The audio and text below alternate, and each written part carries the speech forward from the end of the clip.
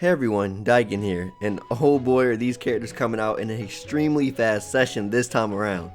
Okay, so Byakko has just released alongside Shinron. A little history about these two is that, along with Pandora Z, they are all characters from the original Law Creation game, as this is Law Creation 2. Anyway, enough of the history lesson. As always, we review her kit and see if she's worth you pulling and investing into. Now, with that out of the way, let's get started.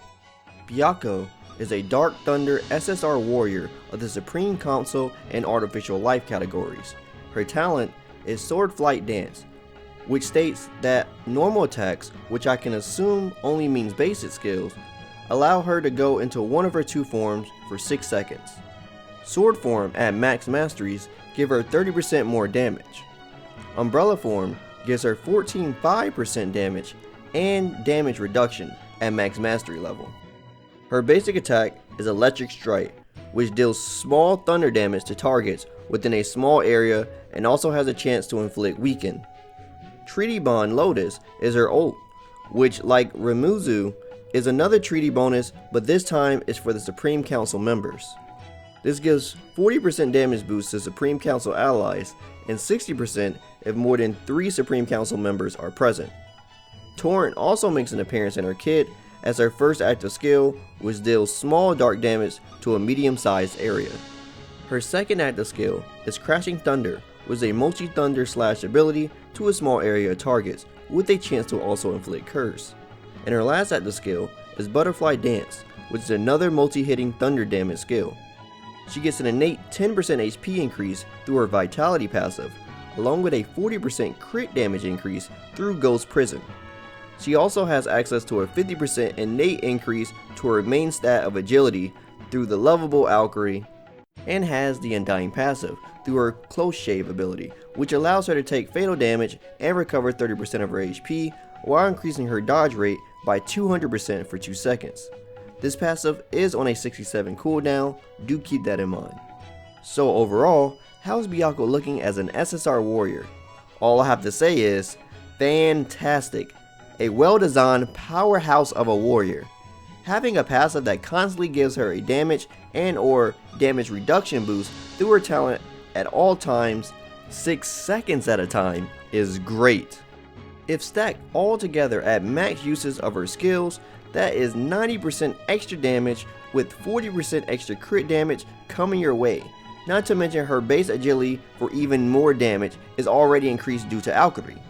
Unfortunately, unlike Vesta, she don't have access to many lifesteal abilities, and her bond skills don't seem that useful outside of one new warrior electric skill if you really want it, but she tries to make up for it with the extra HP passive and the Undying passive. Honestly, if the 10% HP passive was Vesta healing passive, I think she would actually give Vesta a run for her money, but maybe she already is. I mean, there's no given, at least in the utility department. Also, having access to some of the most common thunder skills, there are many sets that she can utilize, but maybe her set may be the best for within her kit are the chances of applying weaken and curse debuffs, which in return of one of these buffs landing will give her another 15% damage increase. She is exploding with damage percentages. Butterfly Dance will also have an innate 30% damage increase and lower your damage taken for 6 seconds, which could stack with Umbrella Stamp passive when given the right opportunity for 26.5% damage reduction for a few seconds. So there you have it, even more opportunities for her to survive. And plus, the biggest benefit is the duration increase of the Treaty Bond, which of course helps out her other teammates' damage longer. Now there is a weird wording for the Treaty Ultimates as it states in 15 seconds, but don't give a duration. But I have been told that the set does increase the timer to 30 seconds, so we can just assume that that is how long the buff is lasting.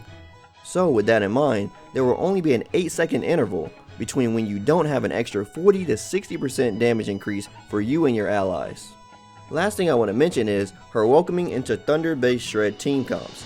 Shay Zeus has been the pillar of that team comp for a while now, but being that Zeus is a Supreme Council member, you can now give that team an extra 40% damage boost, along with Byakko's already crazy damaging, mainly Thunder-based kit. Anyway, overall, great unit and a definite must pull in my opinion.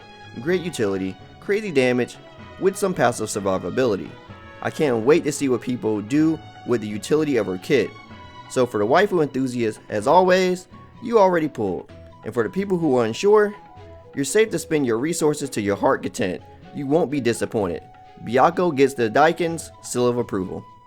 Anyway, that's all I have for you all in this video. What do you all think about her kit and design overall? Also, I would be interested to hear everyone's opinion on what make a warrior good to you, as that will most likely be my next topic or discussions in videos to come. Let me know what you think about these topics down in the comments below. As always, if you like anything I had to say, drop me a like, I greatly appreciate it. And if you want to hear more from me, follow me on my socials. Also, don't forget to subscribe and turn on notifications so you know when the next video goes live. As always, my name is Daiken, and I'll see you next time. Signing out.